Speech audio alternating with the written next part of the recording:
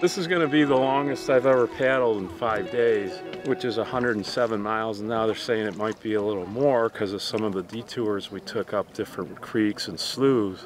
So I'm going to be tired in a couple more days of this. I've heard so much about RiverTrek. I've been wanting to do it for a while, and it's been great. I'll do it again. Every day is different, and I love being on the water. I really like to camp. I just like eating outside.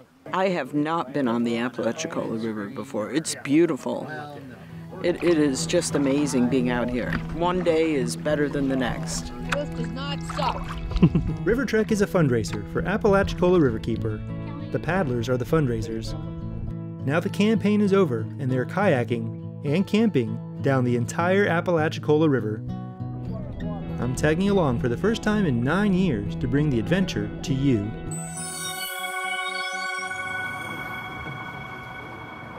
So how's everybody doing on preparation? Ready. Finally, after months, we are ready to go. I see a cloud, so that's, I wish the day was a little better. Well, we could have chili if you want to share. Two things. This was the most experienced group as far as sea kayaking or kayak camping, so I didn't really have any worries safety-wise. We have people on this trip that are safety instructors for kayaking, so they teach other people to be teachers. But also, this group has been by far the most aggressive fundraisers, and we've raised more than $77,000. Our goal was $65,000, so that is pretty incredible.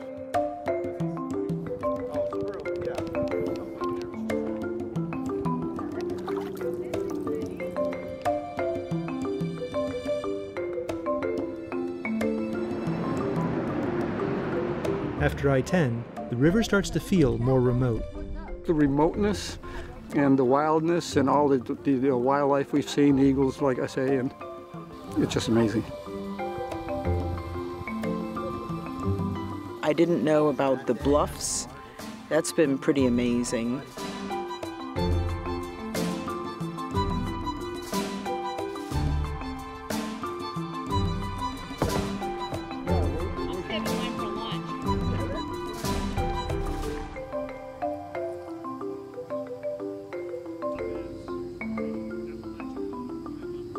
Tonight, this is home.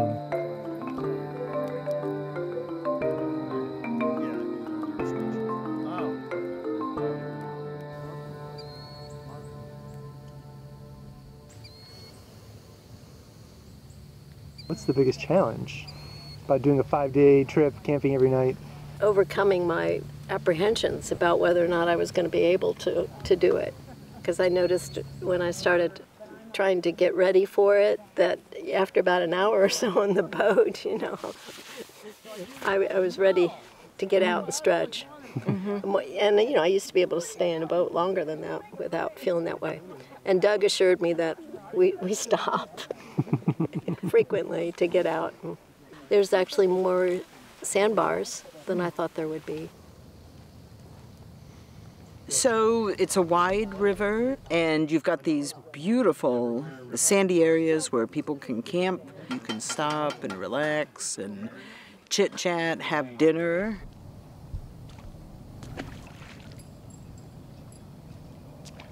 This is the Apalachicola Bluffs and Ravines region of the river. So this is the largest outcropping in Florida, about 100 feet, a little over 100 feet above the water at this water level. And there's different geological layers, about 4 different ones here.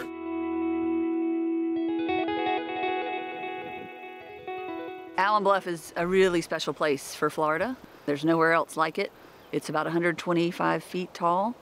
And when we paddled by it on day 2, it was in its full glory. We got to paddle right up close to it and seeing all the different geological layers, seeing the fossils in there.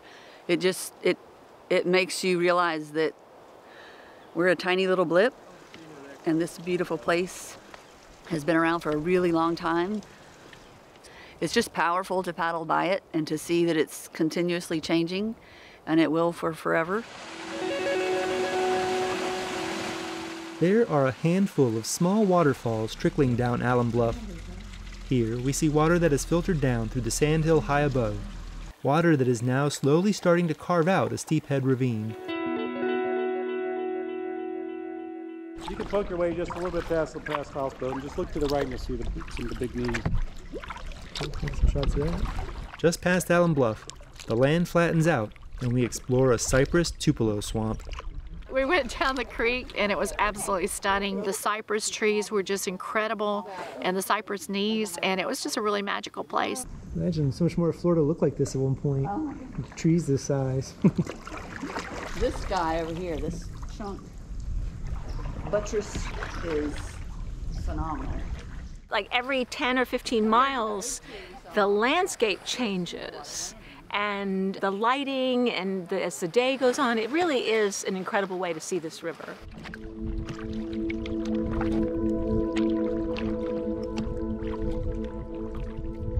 I just enjoyed a lot of times just the solitude of it, and where we get so far away from anything that it's just, you just don't hear anything except the sound of your paddle.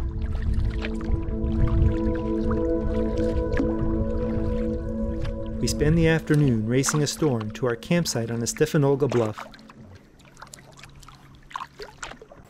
We were lucky though, and it didn't rain until after our tents were set up. I loved watching when the snake people came in last night. That was fun, handling the snakes and seeing those, hearing about them. I always enjoy the reptile show from Pearson Hill. That's always a highlight.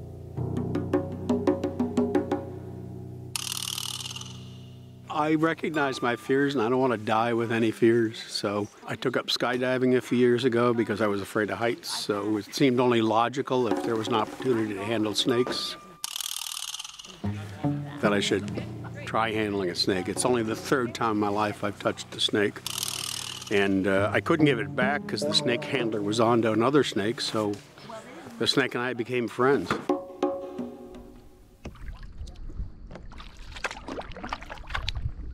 You know, I enjoy just launching each day, getting on the river and taking it in, the nature of the trees, the water, the sunrise. Just enjoy the experience of being out here where you don't see a lot except for birds and a few fish now and then, and hopefully a lot of clean water. There are no major landmarks on day 3. Today, I find my rhythm and appreciate my surroundings. And I spend time exploring sandbars.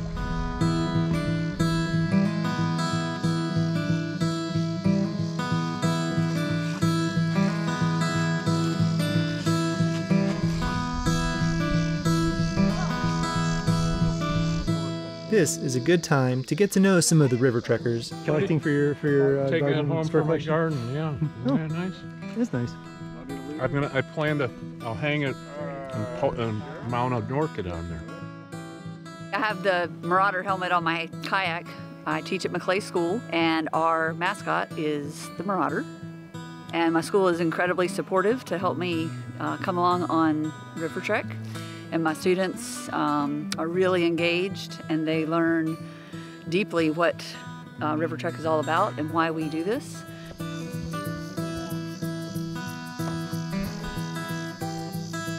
I have a wooden sea kayak that I built in at Apalachicola at the Maritime Museum back in 2014, and that was the first time I'd ever been to Apalachicola, and I became aware of the Riverkeeper at that time because I had done some volunteer work for the French Broad Riverkeeper, which is near where I live on the French Broad River in Asheville, North Carolina. Ray makes wooden boxes for a living. He made one for each of the river trekkers. Has a compass rose on the lid. On the inside, it has Apalachicola RiverTrek 2021 and all of the river trekkers' names listed. And I used some Cuban mahogany that was salvaged out of the Fort Myers area in southwestern Florida. I thought it would be appropriate to use a salvaged wood.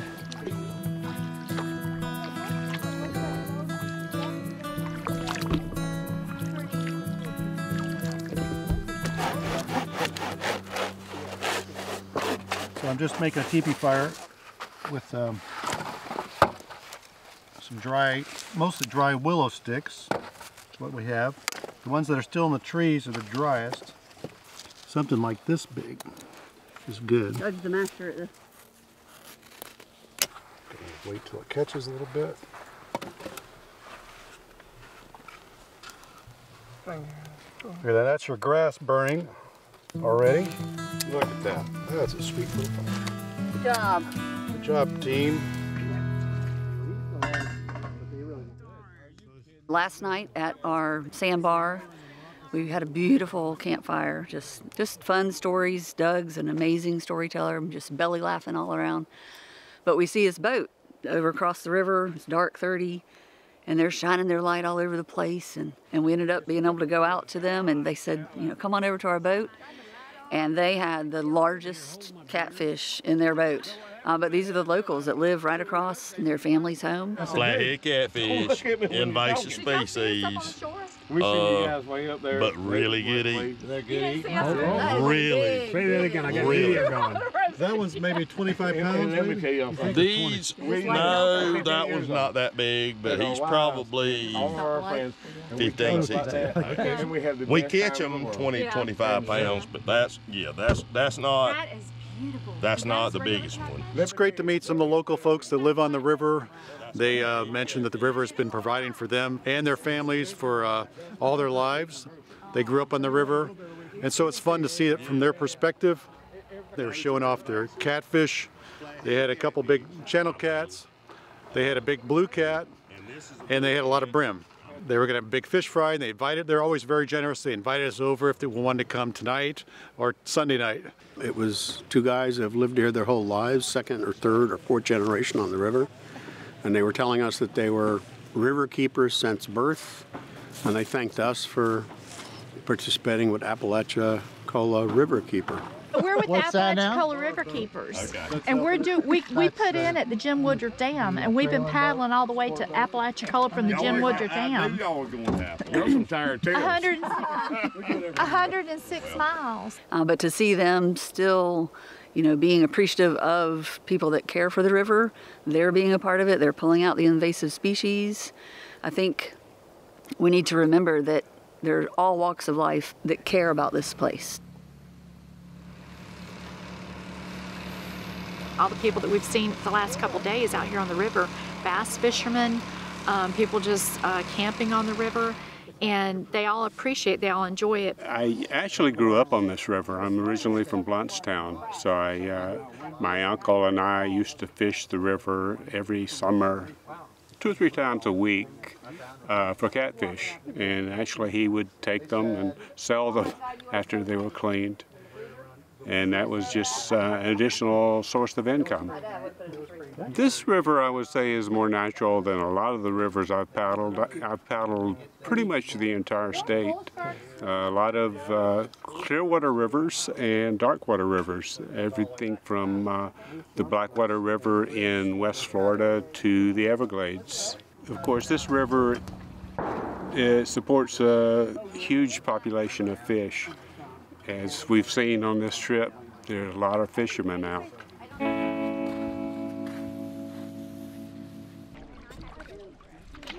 Sand Mountain, of course, is really exciting. It's fun to climb this heap of sand, which is river dredge, dumped here by the Army Corps of Engineers.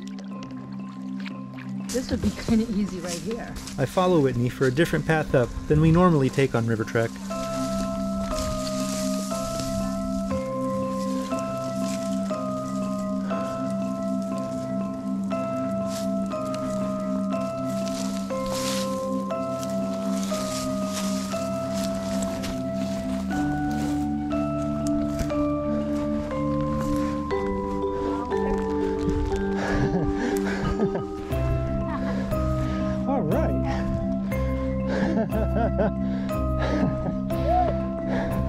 This is how I've climbed Sand Mountain in the past.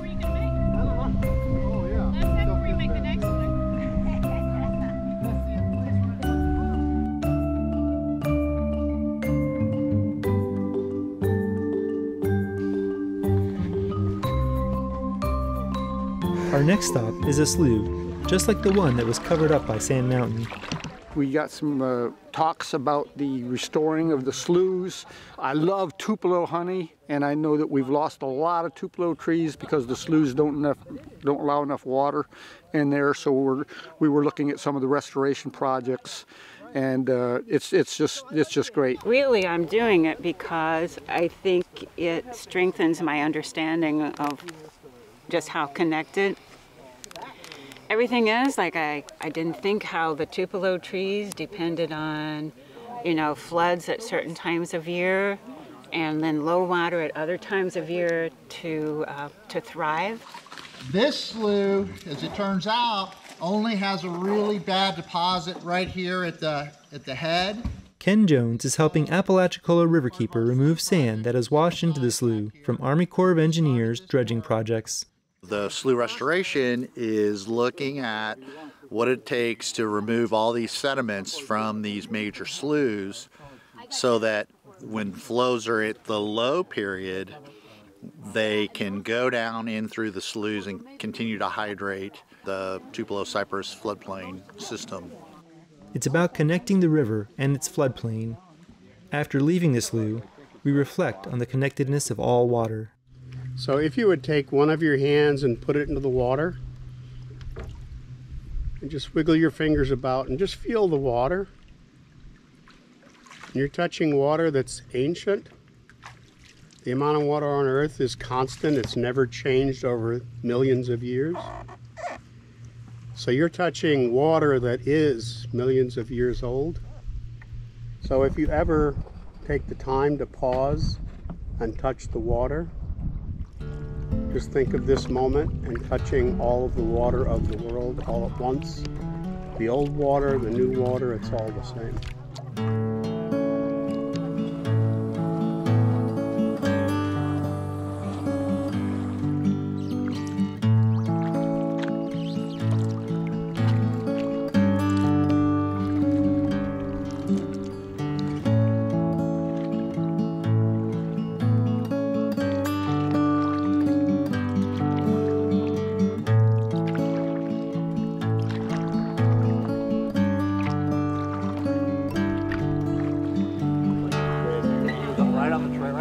I love tonight with the big meal. It's kind of like the feast near the end of the trip with the food and the camaraderie here.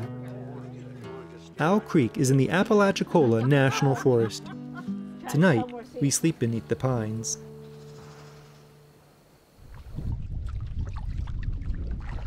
The last day is the longest, and there are few places to stop. Pretty neat, isn't it? On this one sand spoil, Bob finds a little Florida softshell turtle.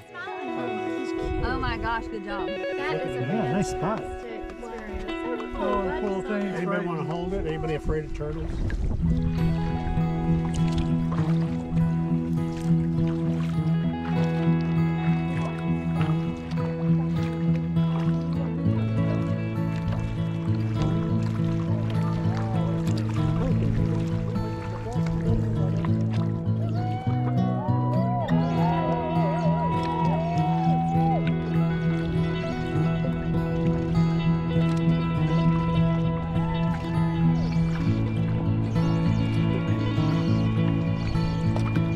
Last time, when we got to Apalachicola, I just felt like, man, I just want to keep going to St. George. So I don't know if I'll feel that way this trip, but I wouldn't be surprised. The best thing is the people. It's the nicest group of people, and everybody's, enthusiastic and into it, even though we have lots of different backgrounds. We're getting along really well. It's a very good group of people. We're all nature lovers, kayakers, campers. It's been a great group. It's been really fun to just be on the river and get to know this group. That's probably been one of the biggest highlights. All the people that are associated with the Riverkeepers, they all come from different walks of life professionally, but there's one tie that binds us all here, one common denominator, and it's the waters. It's just a really nice time. Having the time of my life.